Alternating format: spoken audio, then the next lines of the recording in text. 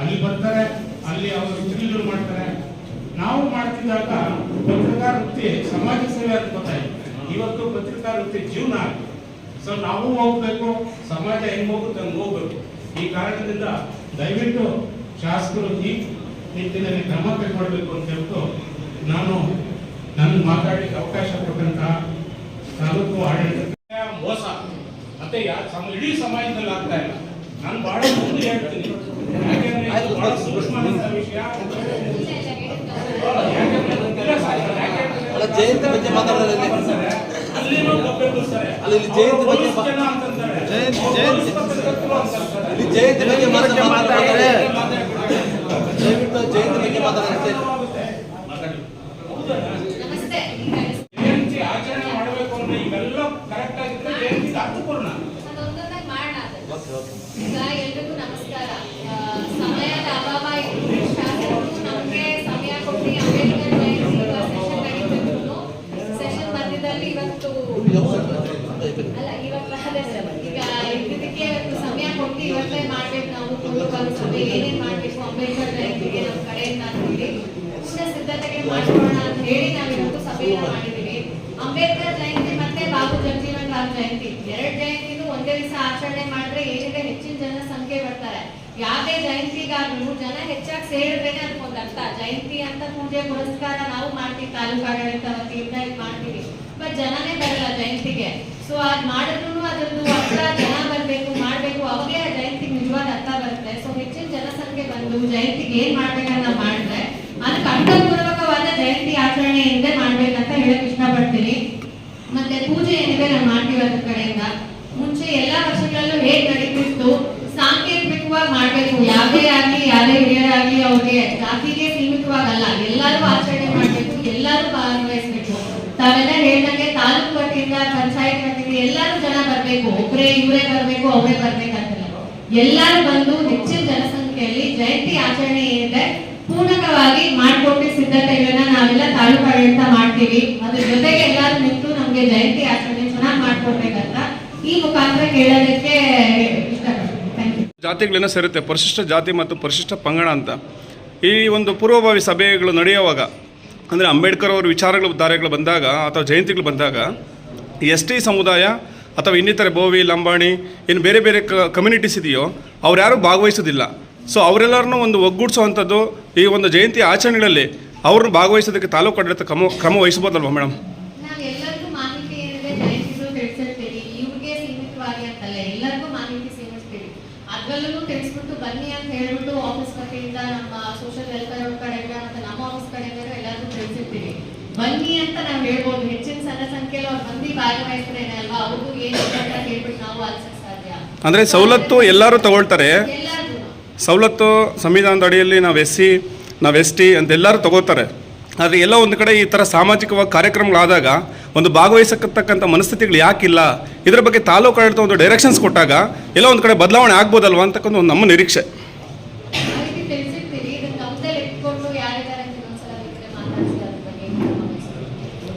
ಇವತ್ತು ಬಾಬು ಜಗಜೀವನ್ ರಾಮ್ ಮತ್ತು ಡಾಕ್ಟರ್ ಬಾಬಾ ಸಾಹೇಬ್ ಅಂಬೇಡ್ಕರ್ ಅವರ ಜಯಂತಿಯ ಸಂಬಂಧಪಟ್ಟಂತೆ ಹಲವಾರು ಮುಖಂಡರು ತಮ್ಮ ಸ್ವಂತ ಅಭಿಪ್ರಾಯಗಳನ್ನ ತಾವು ವ್ಯಕ್ತಪಡಿಸಿದೆ.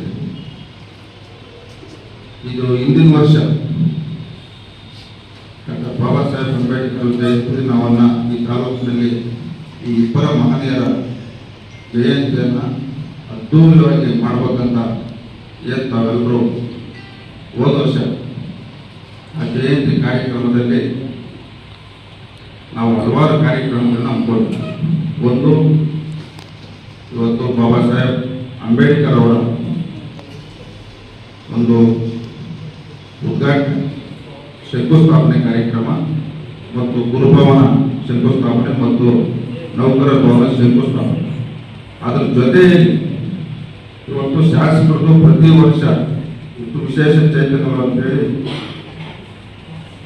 10% ಹಣ ನಾವು ರಿಸರ್ವ್ ಮಾಡತಕ್ಕಂಥ ಹಣವನ್ನು ಇವತ್ತು ವಿಶೇಷ ಚೇತನರಿಗೆ 2 ವೀಲರ್ಸ್ ಕೊಡ್ತಕ್ಕಂಥ ದ್ವಿಚಕ್ರವಾಹನ ಕೊಡ್ತಕ್ಕಂಥ ಕಾರ್ಯಕ್ರಮ ಏನಿವತ್ತು ಬಡ ಮಕ್ಕಳನ್ನ ಸರ್ಕಾರಿ ಶಾಲೆಯಲ್ಲಿ ಓದ್ತಕ್ಕಂಥ ಬಡ ಮಕ್ಕಳನ್ನ ಗುರುತಿಸಿ ಇವತ್ತು ಅತಿ ಹೆಚ್ಚಿನ ಅಂಕ ಪಡಿತಕ್ಕಂಥ ಮಕ್ಕಳಿಗೆ ಇವತ್ತು ಅವರಿಗೊಂದು ಪ್ರತಿಭಾ ಪುರಸ್ಕಾರ ಮುಖಾಂತರ ಒಂದು ಸನ್ಮಾನ ಮಾಡ್ತಕ್ಕಂಥ ಕಾರ್ಯಕ್ರಮಗಳು ಇವತ್ತು ನಾವು ಅವರದು ಜಯಂತಿಯಲ್ಲಿ ನಾವು ಹಮ್ಮಿಕೊಂಡಿದ್ದೀವಿ.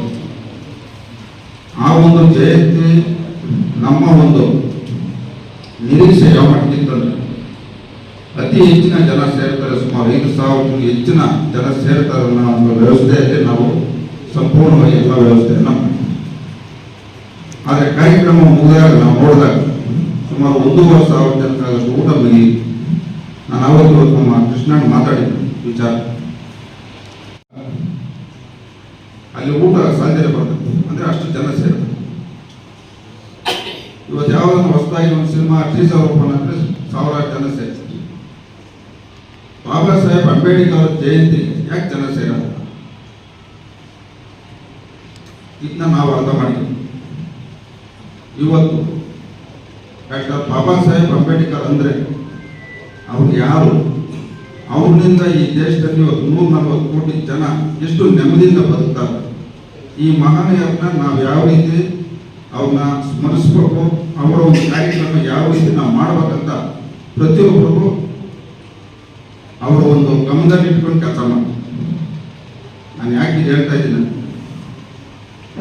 ಇವತ್ತು ಮೊನ್ನೆ ಸರ್ಕಾರದ ಒಂದು ಕಾರ್ಯಕ್ರಮ ನಡೆಯಿತು, ದಿನಾಂಕ 24/11/2025 ಸರ್ಕಾರಿ ಕಾರ್ಯಕ್ರಮ. ಇವತ್ತು ಸರ್ಕಾರ ಕಾಂಗ್ರೆಸ್, ನಮ್ಮ ಕ್ಷೇತ್ರದಲ್ಲಿ JDS ML. ಇವೆಲ್ಲ ಸಭೆ ನೋಡಿದ್ದು ಎಷ್ಟು ಜನ ಸೇರಿದ್ರು, ಸಭೆ ಮುಂದೆ ಎಷ್ಟು ಜನ ಇದ್ರು, ಲಾಸ್ಟ್ ಊಟ ಸಾಧ್ಯ ಬಂತು. ಯಾಕೆ ಅಂಬೇಡ್ಕರ್ ಜಯಂತಿ ದಿನ ಊಟ ಬಂದಿದ್ದು? ಇದು ಪ್ರತಿಷ್ಠೆ. ನಾವು ಪ್ರತಿಷ್ಠೆಯನ್ನು ಪಟ್ಟಿಡ್ಬೋದು. ಚುನಾವಣೆ ಬಂದಾಗ ನಾವು ರಾಜಕಾರಣ ಮಾಡ್ತೀವಿ. ಇವತ್ತು ಡಾಕ್ಟರ್ ಬಾಬಾ ಸಾಹೇಬ್ ಅಂಬೇಡ್ಕರ್ ಹೇಳಿರ್ತಕ್ಕಂಥ ಪ್ರತಿಯೊಂದು ಇವತ್ತು ನಾವು ಗಮನದಲ್ಲಿ ಇಟ್ಕೊಂಡು, ನಾನು ಅವ್ರು ಬರೆದಿರೋಂಥ ಪುಸ್ತಕಗಳನ್ನ ಹಲವಾರು ಪುಸ್ತಕಗಳು ನಾನು ಓದ್ತಿದ್ದೆ. ಅವ್ರು ಎಷ್ಟು ನೋವು ತಿಂಗಳು ಕೆಲವು ವಿಚಾರಗಳು ಬರೆದಿದ್ದಾರೆ. ಅವರು ದಿನಾಂಕ 27/10/1952 ವೆಸ್ಟ್ ಬೆಂಗಾಲ್ ಒಂದು ಸಭೆಯಲ್ಲಿ ಹೇಳ್ತಾರೆ. ಅದೆಲ್ಲ ನೀವು ಓದಿರ್ತೀವಿ. ಈಗ ಅದನ್ನ ನಾನು ಇಲ್ಲಿ ಮಾತಾಡಬೇಕು, ಅವ್ರು ಯಾವ ರೀತಿ ಮಾತಾಡಿದ್ದಾರೆ. ಹಾಗಾಗಿ ಏನು ಒಂದು ಪೂರ್ವಭಾವಿ ಸಭೆ ಭಾಗವಹಿಸಿದ್ರು. ಈಗ ನಮ್ಮ ತಾಲೂಕಿನ ದಂಡಾಧಿಕಾರಿ ಗಮನ ತರ್ತೀರಿ, ಒಂದು ವಾರದೊಳಗಡೆ ಯಾರು ಬಂದಿದ್ದಾರೋ ಅವ್ರನ್ನೆಲ್ಲ ಕರೆದು ನೀವು ಒಂದು ಪ್ರತ್ಯೇಕ ಒಂದು ಸಭೆ ಮಾಡಿ ಅವ್ರಿಗೆ ಒಂದು ಜವಾಬ್ದಾರಿ ಕೊಡಿ. ಈ ಕಾರ್ಯಕ್ರಮ ದಿನಾಂಕ ಯಾವತ್ತು ನಿಗದಿ ಮಾಡಬೇಕು, ಯಾವ ರೀತಿ ಮಾಡಬೇಕಂತೇಳಿ ಎಲ್ಲರನ್ನೂ ಕರೆಸಿ ಅವ್ರದ್ದೊಂದು ಸಮಿತಿಯನ್ನು ಮಾಡಿ, ಸುಮಾರು 10 ಜನ 15 ಜನ ಸಮಿತಿ ಮಾಡಿ ಅವರು ಮುಂದಾಳೋದ್ರಲ್ಲಿ ನಾವು ಈ ಕಾರ್ಯಕ್ರಮ ಮಾಡೋಣ. ಇದು ನನ್ನ ಒಂದು ಸಲಹೆ ಅಂತ ತಮಗೆ ಹೇಳಿಸ್ತಾರೆ. ಇವತ್ತು ನಾವೊಂದು ಬಾಬಾ ಸಾಹೇಬ್ ಅಂಬೇಡ್ಕರ್ ಅವರ ಜಯಂತಿ ದಿವಸ ಪ್ರತಿ ವರ್ಷ ಶಾಸಕರ ಅನುದಾನದಲ್ಲಿ ದ್ವಿಚಕ್ರ ವಾಹನ ಕೊಡ್ತಕ್ಕಂಥದ್ದು ನಿರಂತರವಾಗಿ ನನ್ನ ಅಧಿಕಾರದಲ್ಲಿ ನಾವು ಮಾಡ್ಕೊಂಡು ಬರ್ತಾ ಇದ್ದೀವಿ. ಅದೇ ರೀತಿ ಈ ವರ್ಷನೂ ಸುಮಾರು 25 ಜನಕ್ಕೆ ಇವತ್ತು ವಿಶೇಷ ಚೇತನರಿಗೆ ವಾಹನ ಕೊಡ್ತಕ್ಕಂಥದ್ದು ನಾವು ಈ ವರ್ಷ ನಾವು ಮುಂದುವರ್ತಾ ಇದ್ದೀವಿ. ಅದೇ ರೀತಿ ಏನಿವತ್ತು ನಾವು ಯಾವುದೇ ಒಂದು ಜಯಂತಿ ಮಾಡಲಿ ಅದನ್ನ ನಾವು ಸಮುದಾಯಕ್ಕೆ ಸೀಮಿತ ಮಾಡಬಾರ್ದು. ಇವತ್ತು ನಾವು ಆ ಒಂದು ಜಯಂತಿ ದಿವಸ ಏನು ಹೋದ ವರ್ಷ 200 ಜನಕ್ಕೆ SSLC 100 ಜನ ಮಕ್ಕಳು ಮತ್ತು ಸೆಕೆಂಡ್ PUC 100 ಜನ ಮಕ್ಕಳಿಗೆ ನಾವು ಒಂದು ಪ್ರತಿಭಾ ಪುರಸ್ಕಾರ ಮಾಡೋ ಸನ್ಮಾನ ಮಾಡಿದ್ದೇವೆ. ಅದೇ ರೀತಿ ಈ ವರ್ಷನೂ ಸಹ ಅತಿ ಹೆಚ್ಚಿನ ಅಂಕ ಪಡ್ತಕ್ಕಂಥ ವಿದ್ಯಾರ್ಥಿಗಳನ್ನು ಗುರುತಿಸಿ ಅವ್ರಿಗೂ ಸಹ ಒಂದು ಪ್ರತಿಭಾ ಪುರಸ್ಕಾರ ಮಾಡ್ತಕ್ಕಂಥ ಕಾರ್ಯಕ್ರಮ ಮಾಡೋಣ. ಇನ್ನು ಮುಂದೆ ಯಾವ ರೀತಿ ಕಾರ್ಯಕ್ರಮ ಮಾಡಬೇಕಂತ ನಮ್ಮ ತಹಸೀಲ್ದಾರರು ತಾವೇನು ಮುಖಂಡರು ಬಂದಿದ್ದೀರೋ ತಾವೆಲ್ಲರೂ ಸೇರಿ ಮುಂದಿನ ವಾರ ಇನ್ನೊಂದು ಸಭೆ ಮಾಡಿ ಯಾವ ರೀತಿ ಕಾರ್ಯಕ್ರಮ ಮಾಡಬೇಕಂತ ನಮ್ಮ ಗಮನ ತಂದಾಗ ಸಂಪೂರ್ಣವಾಗಿ ನಾವು ಈ ಒಂದು ಜಯಂತಿಗೆ ಸಂಪೂರ್ಣವಾಗಿ ಸಹಕಾರ ಕೊಡ್ತೀನಿ ಅಂತ ಹೇಳ್ತಾ, ಎಲ್ಲಕ್ಕಿಂತ ಮಿಗಿಲಾಗಿ ನನಗೆ ಅಧಿಕಾರ ಇರೋ ತನಕ ನಾನು ಡಾಕ್ಟರ್ ಬಾಬಾ ಸಾಹೇಬ್ ವಿಶೇಷವಾಗಿ ಮಾಧ್ಯಮದ ಏನು ಇವತ್ತು ಇಡೀ ಸಮಾಜದಲ್ಲಿ ದಲಿತರಿಗಿಂತ ಹೆಚ್ಚಾಗಿ ಸವಲತ್ತನ್ನ ಏನು ಸರ್ಕಾರಿ ಸವಲತ್ತುಗಳನ್ನಾಗಿರ್ಬೋದು, ಬೇರೆ ರೀತಿಯ ಅನುದಾನಗಳ ಸವಲತ್ತನ್ನಾಗಿರ್ಬೋದು, ಇವತ್ತು ಯಾರಾದರೂ ಹೆಚ್ಚಾಗಿ ತಗೊಳ್ತಾ ಇದ್ದಾರೆ ಅಂತಂದ್ರೆ ಅದು ಮೇಲ್ವರ್ಗದವರು. ಯಾಕೆ